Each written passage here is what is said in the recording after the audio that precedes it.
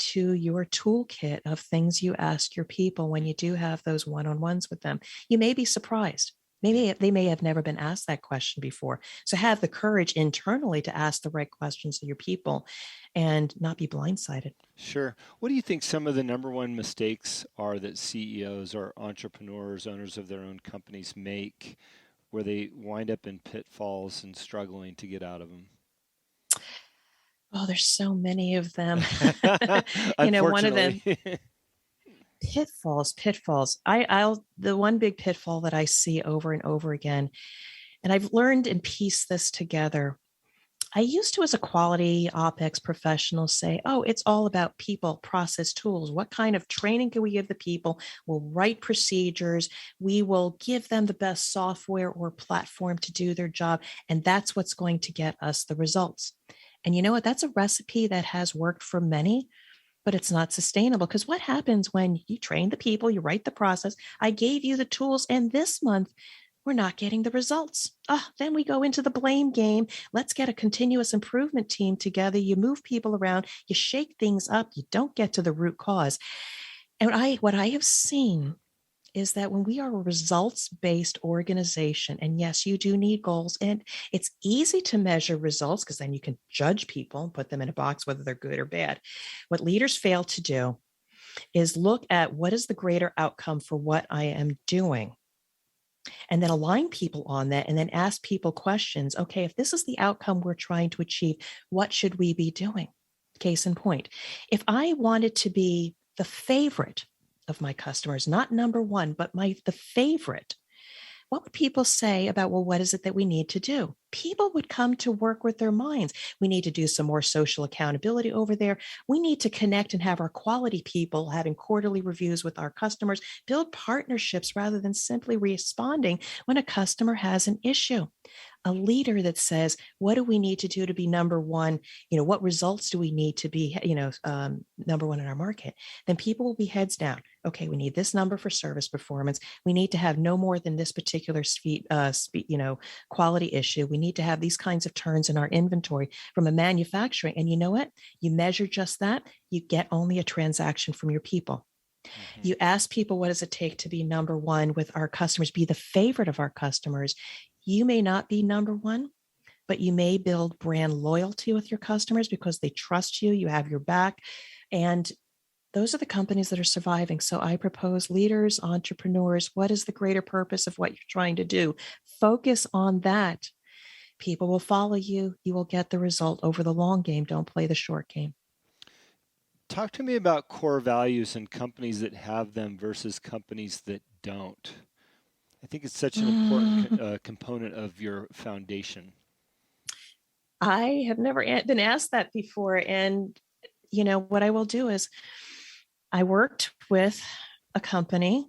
And again, I am grateful for the companies they work with, but I find it sometimes companies change when they get really big and they get distanced from their core values and what really matters. I'll give you an example of a company that has really great core values. Their podcast interview just came out today. A president of a company that he puts his people first. It's all about serving the people and serving the community, letting the community know the good work we're doing, because then people are going to want to come to work at a great place like that. And the company is growing, and I see it. And that's why I reached out to them, as I want to work with you. It worked. Yeah. And then as companies get too big, one example was, I was talking about the amazing new strategy we're going to have over the next 5 years in this bigger company that I worked in. You should be sharing this with your people.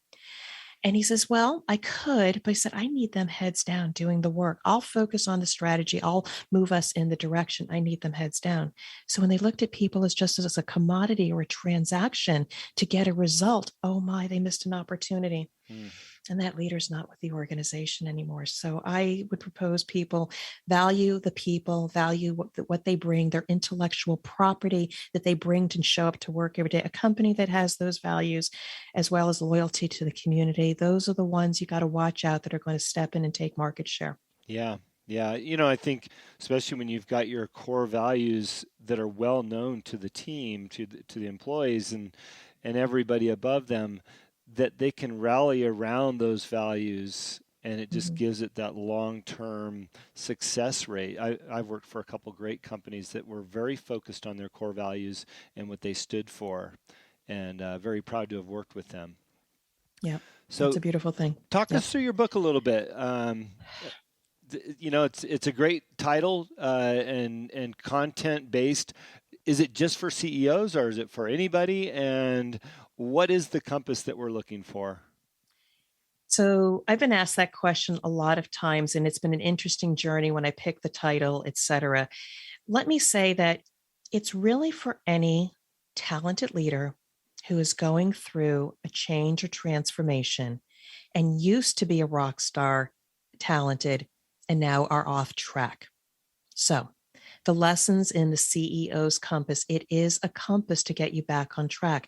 Unlike a lot of leadership books, and many are great, I've read a lot of them, they give you the step by step process in order to implement a system in order to run. Mm-hmm. What this does is this assumes that you're already talented as a leader. Again, whether it's the CEO, a stuck entrepreneur, or an emerging leader, you were already demonstrated great. Your operations are great. Your systems are great. Changes happen in the environment for which you're off track and you don't know what happened. And then all of a sudden you're losing your confidence. What I do is I break it down as I have seen it because I didn't have a playbook on how to get back on track. The compass, true north, is peace of mind. That's where we're aiming towards is true north.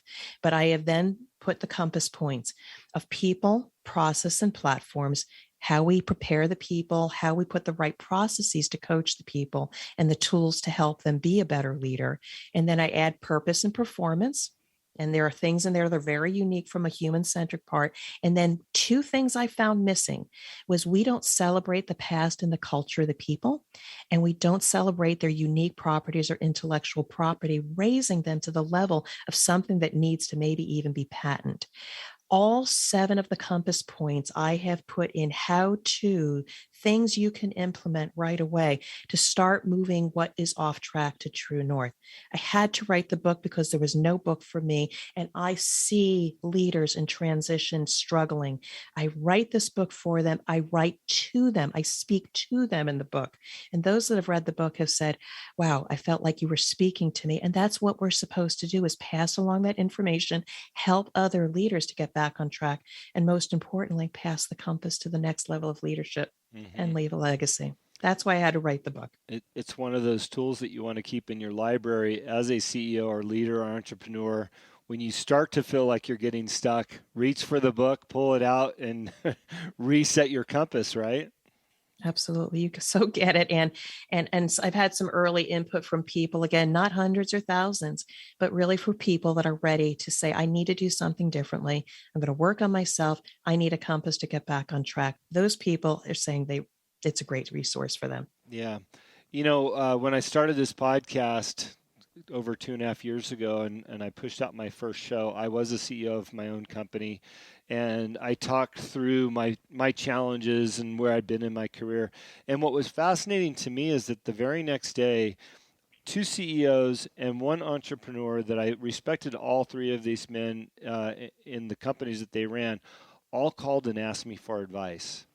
They'd heard my story and at first, of course, I was flattered, but then I thought, wow, what is going on out there in the world as far as resources and tools? And the fact that they heard my story, why was that important to them?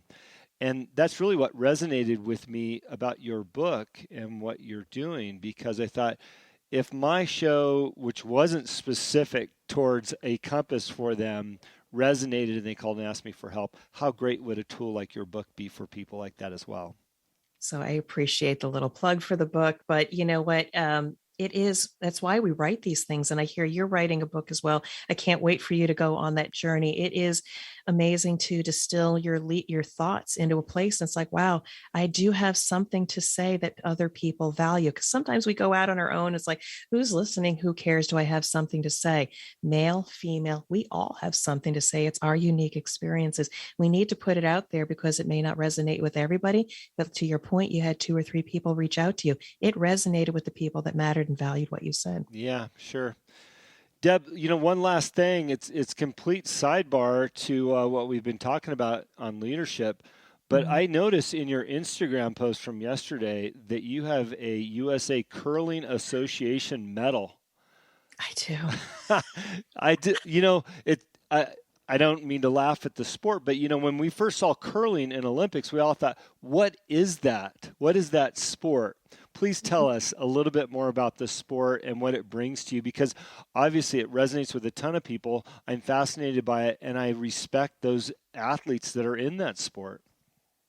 So, a little bit on a humorous note, yes, I throw 42 pounds of granite on ice. I sweep hard, and it is a very intense aerobic sport to sweep the ice. And I get to yell at people to sweep hard and then enjoy an adult beverage or other after we sweep and socialize. It's an athletic sport. It's intense, but there are life lessons in it. There's strategy, similarities to business. But yes, I did win a medal in curling. Congratulations for you Thank for you. doing that and being involved in something. I've been involved in sports. I do competitive Spartan racing. I think it gives me an edge in business. It gives me an excuse to be healthy and at the top of my game, and I'm sure the same for you with curling. So congratulations again. I love that you shared that on your Instagram story and what you've done. So with that, can you tell us where our listeners can find you and what your website is and where they can get the book at? So, Jim, just thank you for the opportunity to have just an amazing conversation. People, I just would love to have a conversation with you. My website, dropinceo.com, DROPINCEO.com. On there, there's a page to find out about the book or to order it on Amazon or any of the other outlets you choose. But I'm also very active on LinkedIn, Deborah Coviello, or the Drop-In CEO, which is my handle. As you found me on Instagram and Twitter, I would just start chatting up with me. And if I just love providing resources to everybody, whether it's my blog posts, my LinkedIn videos. I do have the podcast, the CEO's Compass, a resource. So hopefully you can reach out to me. Let's start a conversation and see how I can help everybody. Excellent. Tons of material for people to utilize as a resource. Deb, thank you for being on the show and being a part of our morning. Thank you. Thank you for listening to today's show. It is my pleasure and honor to interview all of the guests that have been on the Answer is Yes podcast. If you have enjoyed the show, please go on iTunes and subscribe, give a rating, or simply tell a friend about the show. We also believe in the message of our guests and the positive influence of their stories. As my own mentor and coach, David Meltzer, has taught me, spend some time every day thinking and writing about the things in your own life that you have more than enough of. You will find out how blessed we really are. Please visit my website, livelifedriven.com, for the latest updates about me and what I'm doing. Plus, I post a monthly blog about the many topics on this show. This podcast can also be found there. As I learned early on in life, what you believe is what you will achieve. Thanks, Mark Victor Hansen, and thank you, and have a great week.